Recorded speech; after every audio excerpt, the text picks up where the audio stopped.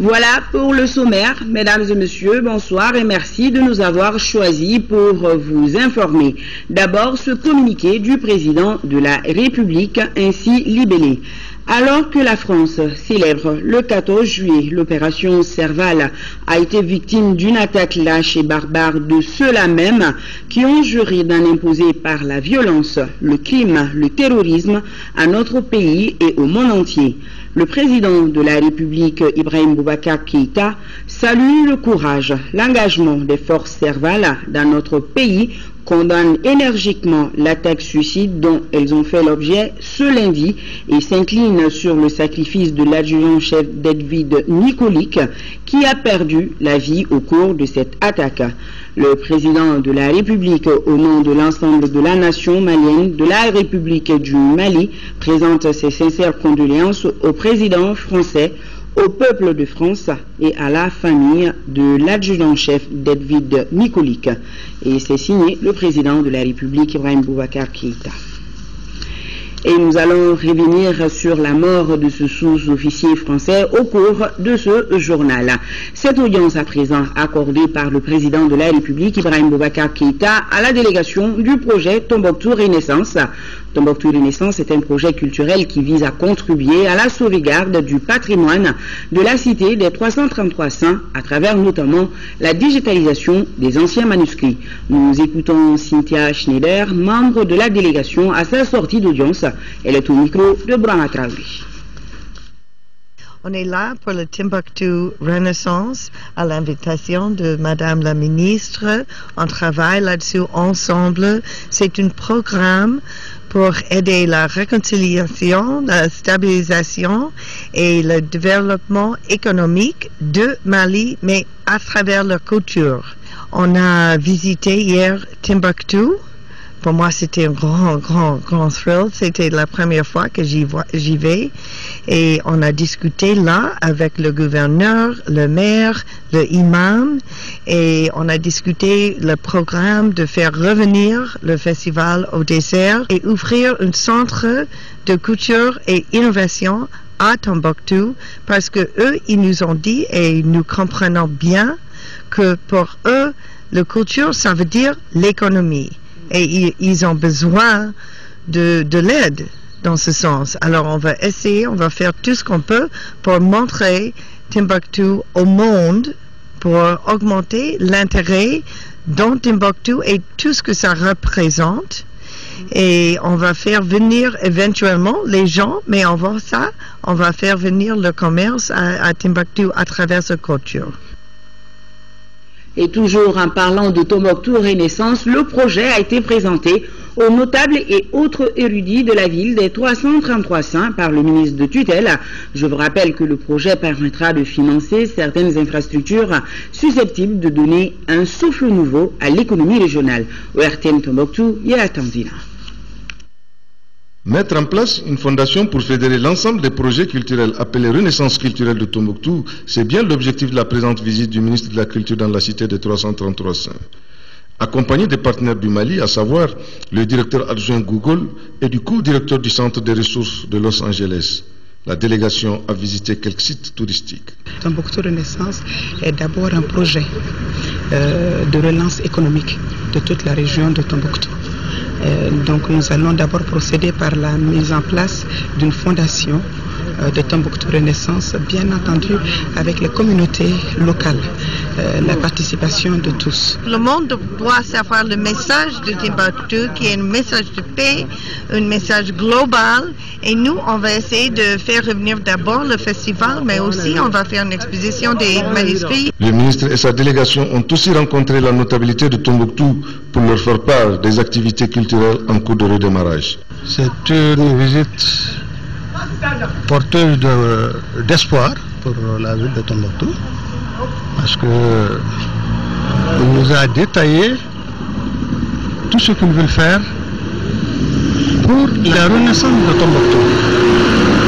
Alors, et les actions qu'ils ont projetées à l'horizon sont des actions vraiment qui, j'en suis sûr, feront la renaissance de Tombouctou. La visite de la mosquée de Djingaréber et l'hôtel La Maison ont mis fin aux activités du ministre en 6e région.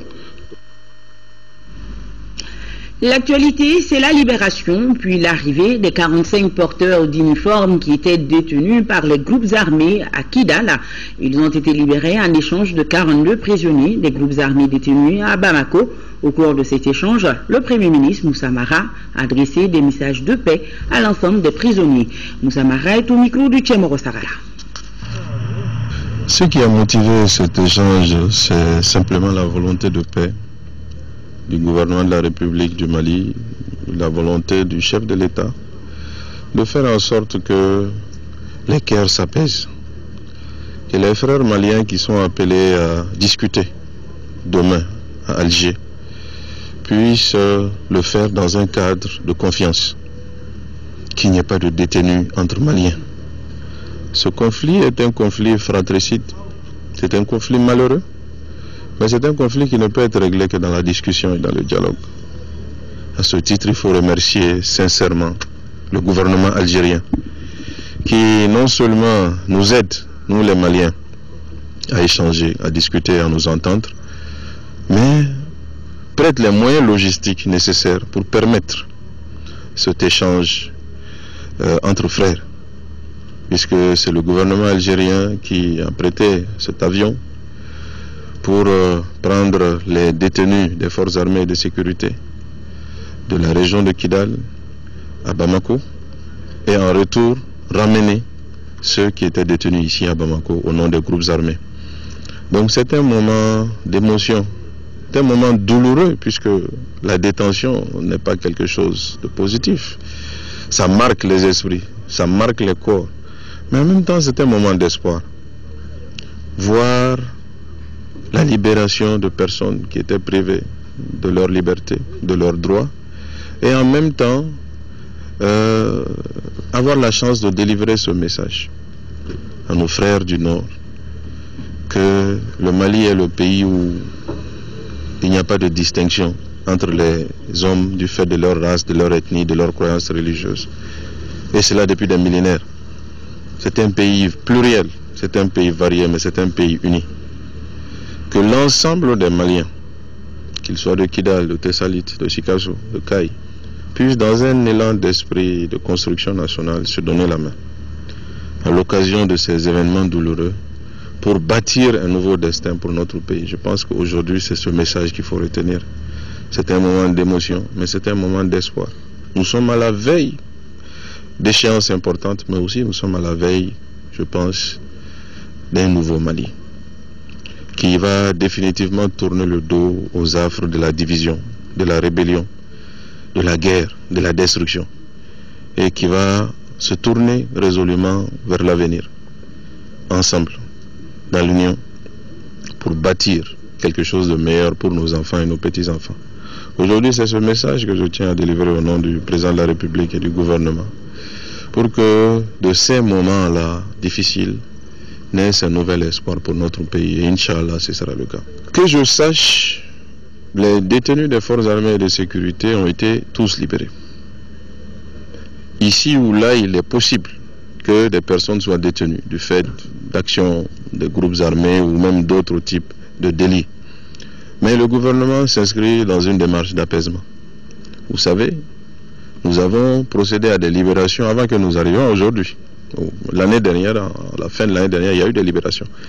Donc nous n'excluons pas évidemment des libérations pour toujours aller dans le sens de l'apaisement, aller dans le sens de l'entente et de la construction. Les procédures judiciaires sont ce qu'elles sont. Il va falloir respecter un certain nombre de processus, de règles. Mais Inch'Allah, nous travaillerons pour que vraiment les cœurs s'apaisent, les esprits soient disposés à l'entente et à la construction. Et dans les jours à venir, nous poserons toujours des actes dans ce sens, Inch'Allah. Parallèlement aux procédures, au processus de discussion, de dialogue, qui devrait aboutir à des accords de paix, sous l'égide de la communauté internationale, avec l'aide décisive de l'Algérie, pour donner une nouvelle chance à notre pays, dans la paix, dans l'entente, dans l'unité et dans la construction, Inch'Allah. Voilà, il vient de le dire, les pourparlers intermaliens commencent demain en Algérie. Le gouvernement et les groupes armés devront aboutir à une paix que tous les Maliens souhaitent définitive. Face aux revendications sécessionnistes de certains groupes armés, les autorités maliennes se disent ouvertes au dialogue dans le cadre de l'intégrité et de la laïcité du pays. En prélude à l'ouverture des négociations, Souri Ibrahima Keïta a rencontré 3 chroniqueurs politiques de la place. Saouti Aïdara, Gaussou Drabo et Chouaïdou Traoré évoquent le contexte de ces pourparlers. C'est l'État organisé, quelles que soient toutes les difficultés que nous connaissons. Nous sommes un État souverain, une souveraineté reconnue de façon internationale. Nous sommes un État qui a beaucoup d'amis. Nous avons beaucoup d'amis à travers le monde, et dans le monde arabe, et dans le monde asiatique, et dans le monde européen, américain. Le Mali est un pays qui a beaucoup d'amis à travers le monde. Et ces amis sont conscients des efforts qui ont été posés par les différentes administrations que le Mali a connues depuis 1960 jusqu'ici pour essayer de développer cette partie de notre pays, qui est à l'image de l'ensemble du pays. Le pays est très grand, très vaste, les ressources sont limitées, le taux d'instruction n'est pas élevé, donc les difficultés sont évidentes. À partir du moment où les autorités et les Maliens sont d'avis qu'ils ne peuvent pas se séparer d'une partie du Mali, pour quelque raison que ce soit, devant quelque ennemi que ce soit, je crois que nous allons donner le meilleur de nous-mêmes. On n'a pas eu la même bonne foi, n'est-ce pas, du côté de ceux qui animent ces rébellions. L'État malien, encore une fois, a posé des actes importants dans la limite de ses moyens et avec le concours des partenaires internationaux. Des efforts vraiment appréciables ont été posés. Malheureusement, il faut le constater, ils n'ont pas empêché le retour des rébellions cycliques. Le gouvernement malien a dans ses cartons un projet de décentralisation renforcé. Avec ce projet de décentralisation, on doit pouvoir répondre aux exigences formulées par les groupes armés. La question de Kidal peut trouver une solution raisonnable dans le cadre de la politique de décentralisation renforcée. Maintenant, le gouvernement doit travailler à faire en sorte que cette politique de décentralisation puisse se matérialiser dans un délai raisonnable. Le Mali s'est souvent enfermé dans des calendriers extrêmement serrés. Bon, ça partait d'une bonne intention puisque ça partait de la volonté de prouver à la partie opposée qu'on a la volonté de tourner la page et vraiment de poser des changements radicaux. Mais lorsque ces changements radicaux sont programmés dans un agenda extrêmement difficile à tenir et que par la suite, par épuisement ou bien par, disons, manque de moyens, on n'arrive pas à tenir ce calendrier, ça fait revenir, ça provoque encore de nouvelles causes de mécontentement, ça donne prétexte à des groupes armés à se réveiller et à, disons, poser des actions agressives en invoquant le non-respect des engagements. Sur un tout autre plan, le Premier ministre Moussa Mara a présidé le lancement des travaux du Comité national d'orientation des États généraux sur la santé dirigé par le Dr Zakaria Maïga. Le thème de cette édition est démocratie sanitaire, nous précise Garibou Pérou. Cette orientation nationale sur la santé qui vient d'être lancée est une première depuis l'indépendance. L'exercice en question consiste à écouter non seulement les spécialistes de la santé, mais aussi les populations. Une démarche qui vise les droits individuels et collectifs des patients. Le ministre de la Santé a profité de cette cérémonie pour rappeler le système sanitaire au Mali. Jusqu'en 1998, le système de santé intervenait sur les maladies de façon verticale. Progressivement, des projets se sont installés, des projets par maladie, chaque maladie considérée comme importante, avec son système, son réseau de financement, son personnel.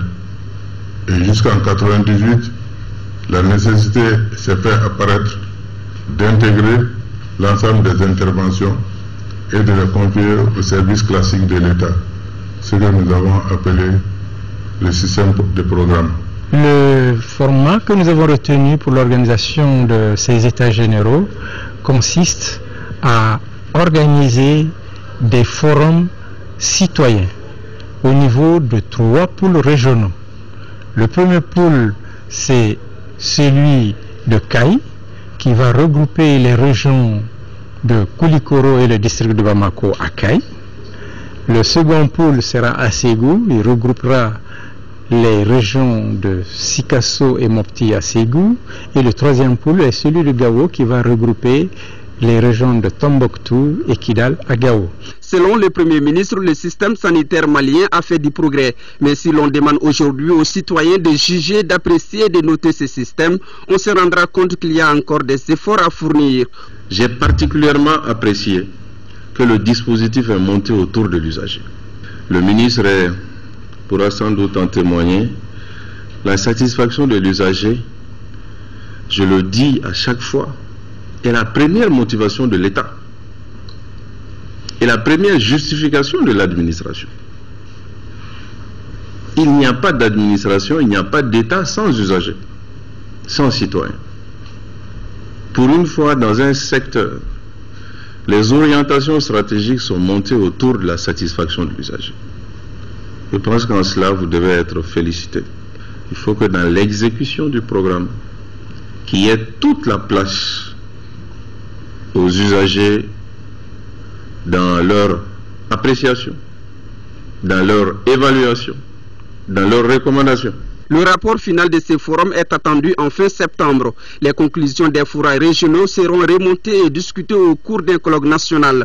Les problèmes liés à l'accessibilité des soins, à la qualité, à la prise en charge et les questions des droits citoyens seront au cœur de cet exercice appelé États généraux sur la santé.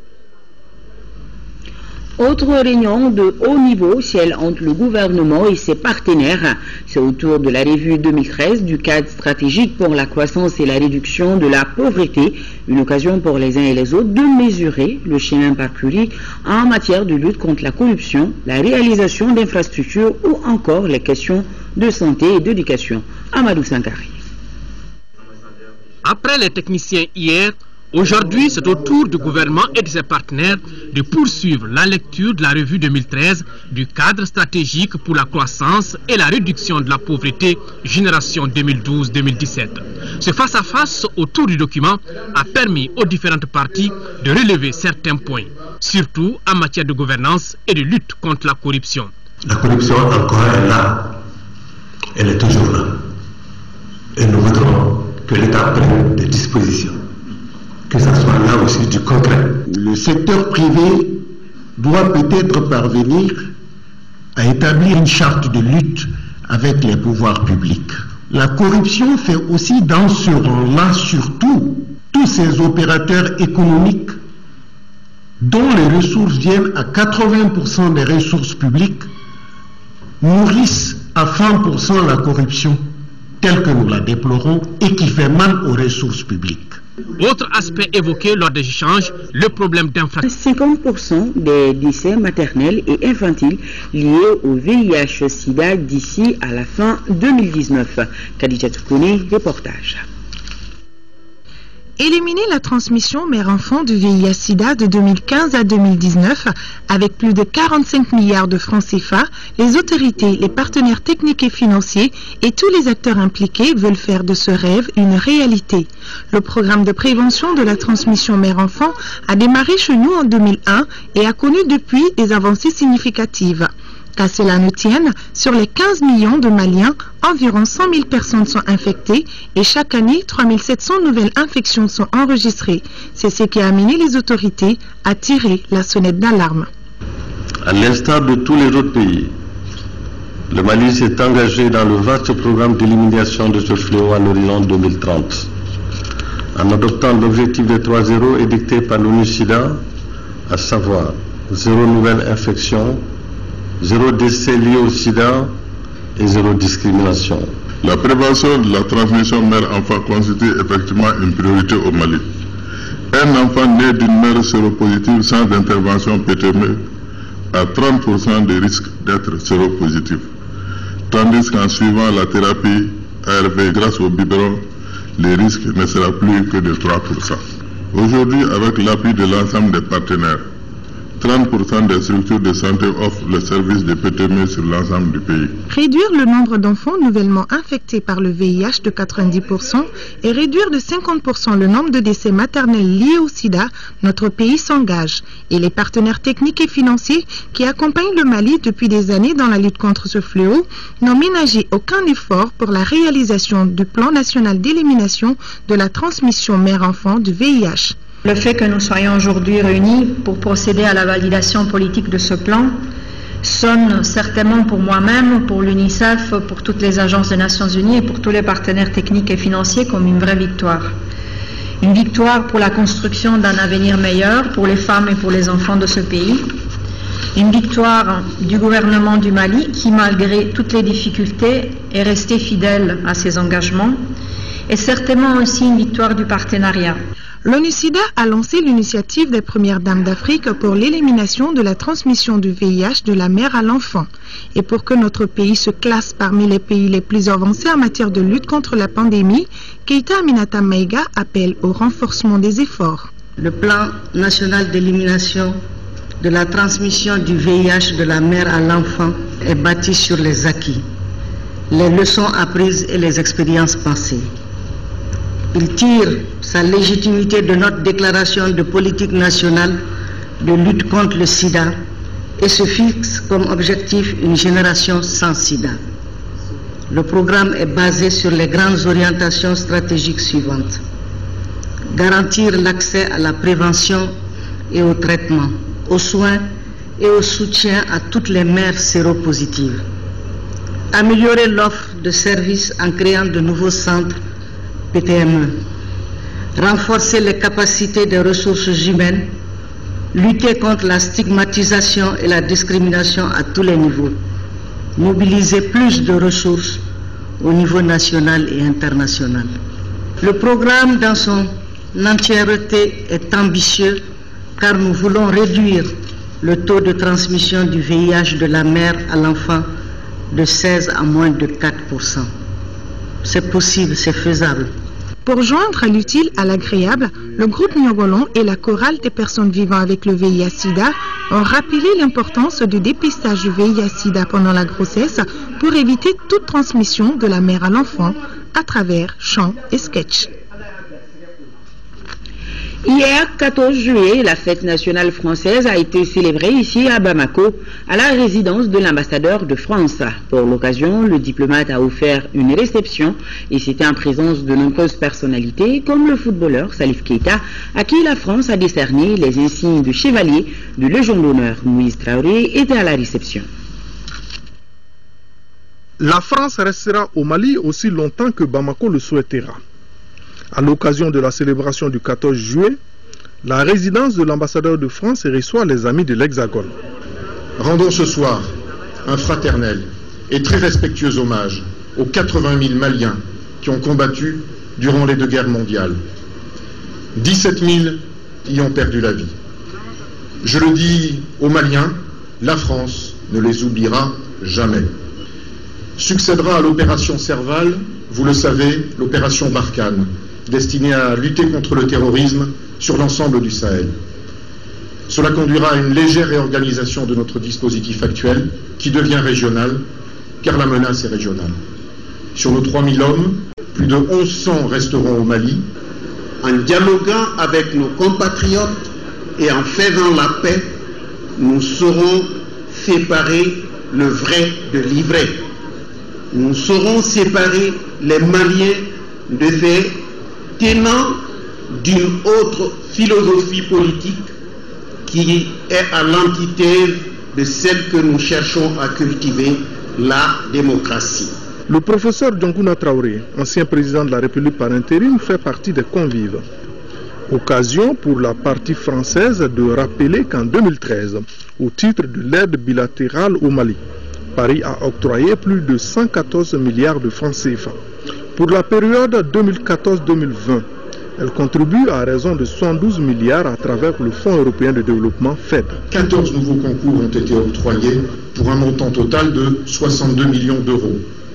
Cette année, la France a également effacé la dette monétaire du Mali.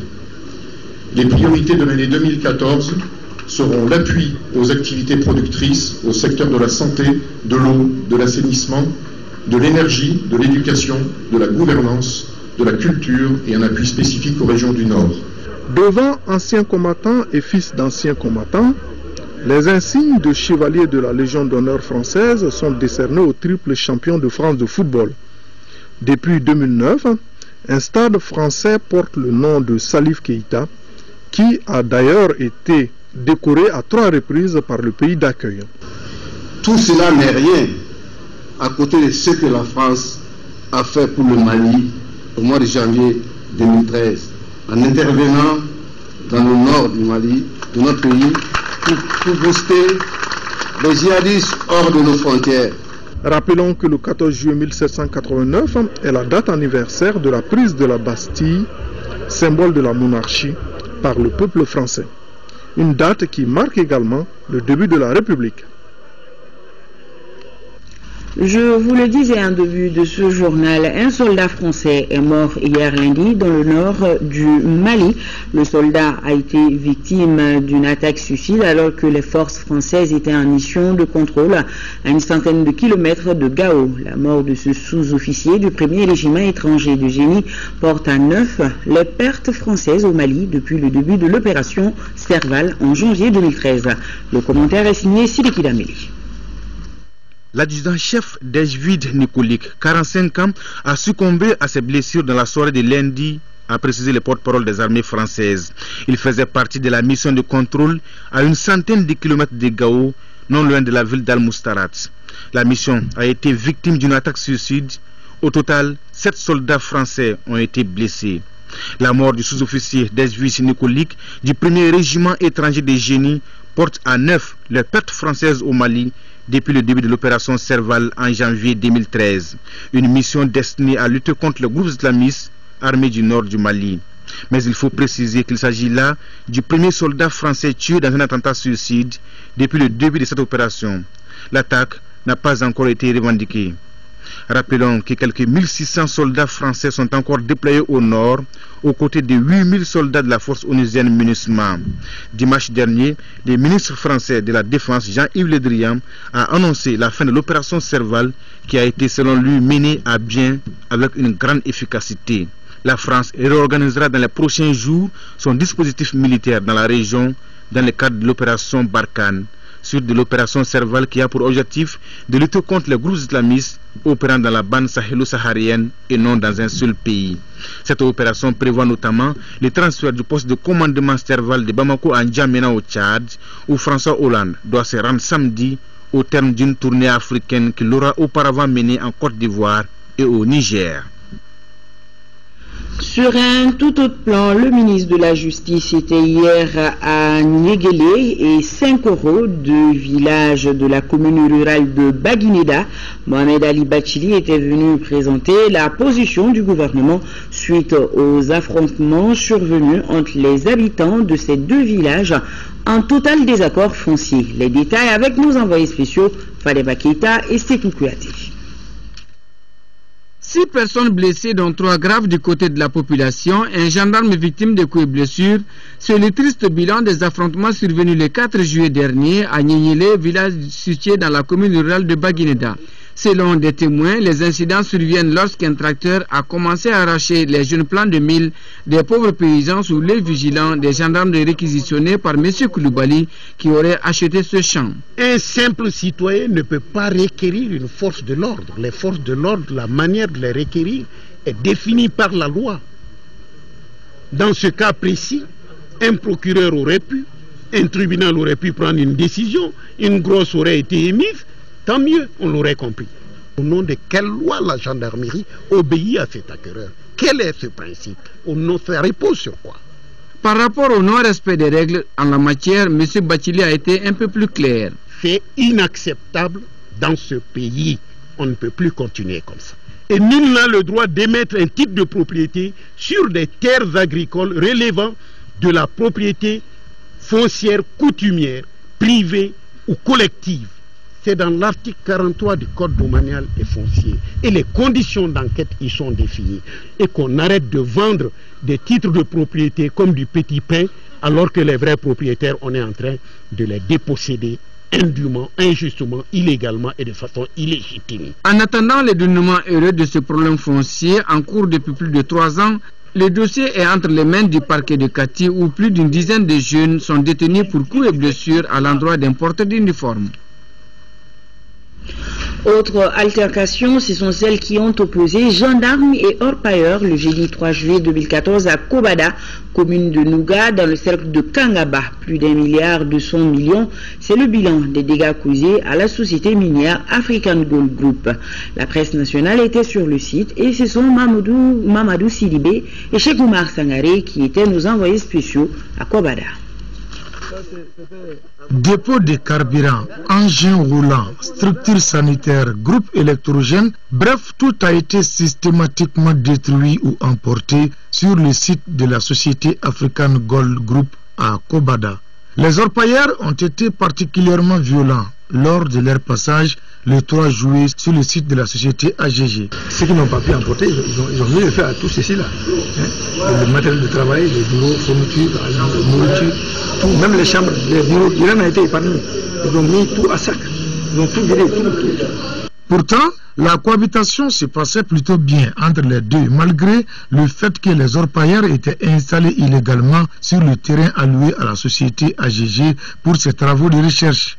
Mais lorsque l'orpaillage traditionnel a pris des proportions industrielles, la société a cherché à protéger ses droits. Nous avons toujours cohabité avec les orpailleurs. De 2006 jusqu'en 2012, nous avons travaillé avec les orpailleurs. Nous n'avons jamais eu de problème. C'est à la faveur des pays voisins, de ceux qui sont venus des pays voisins, qui ont introduit une nouvelle façon de faire l'orpaillage. Les textes autorisent l'orpaillage à condition qu'il reste traditionnel. Il y a l'orpaillage au sens traditionnel du terme dont je vous ai parlé. Notre code minier prévoit un autre type d'orpaillage qui est l'orpaillage mécanisé. Et c'est tout là notre problème aujourd'hui. Parce que les gens qui se disent orpailleurs traditionnels sont dans l'orpaillage mécanisé. Donc on leur demande de se mettre en conformité avec la législation minière.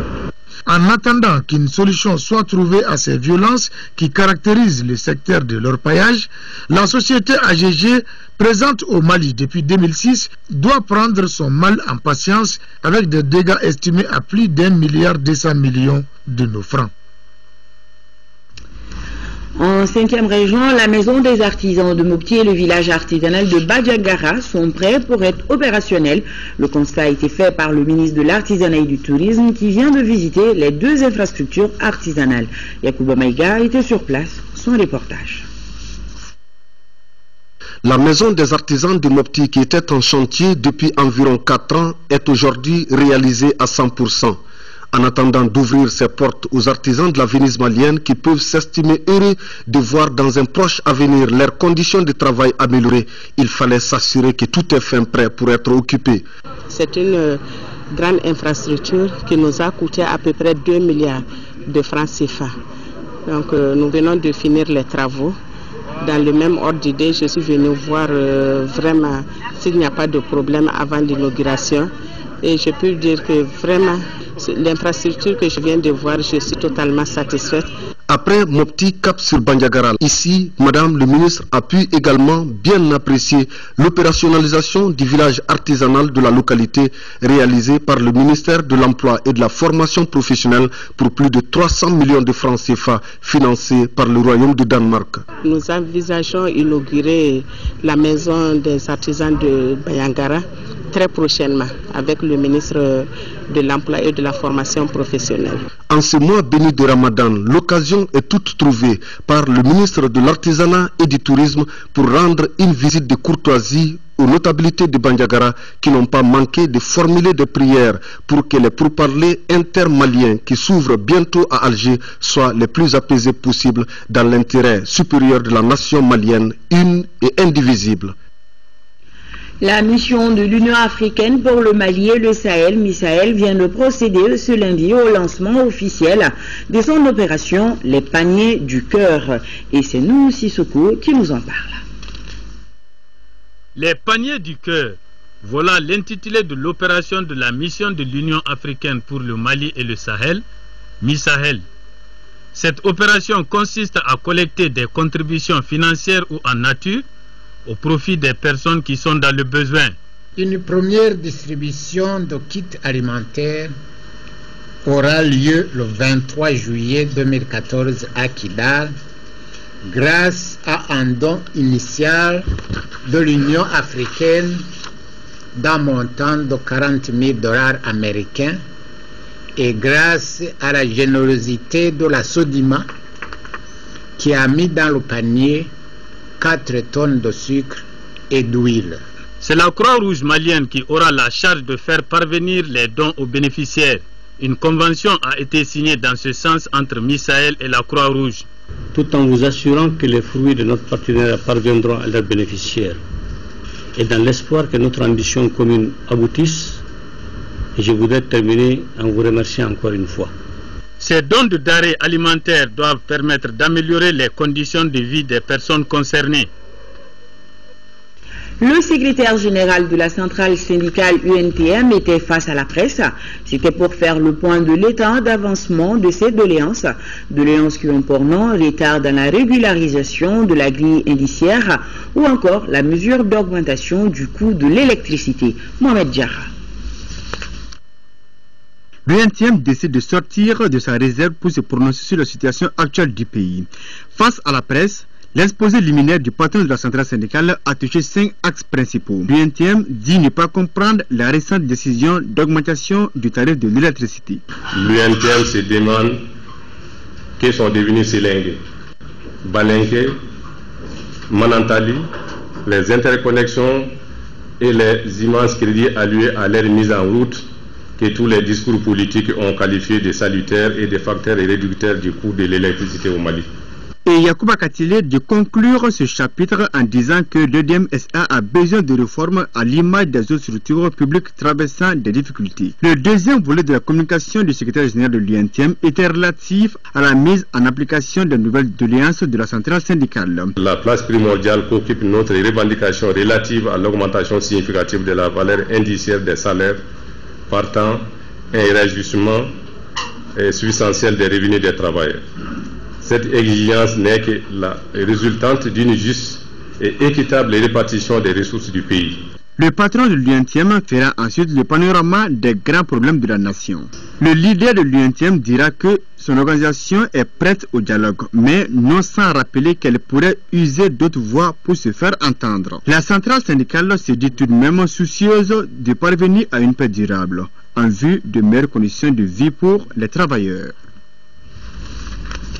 La coopération entre le Mali et le Maroc se concrétise davantage au plan religieux. Le programme de formation des 500 jeunes imams connaît son épilogue. Le premier contingent est arrivé hier nuit et c'était en présence d'Alpha Maïga. Reportage.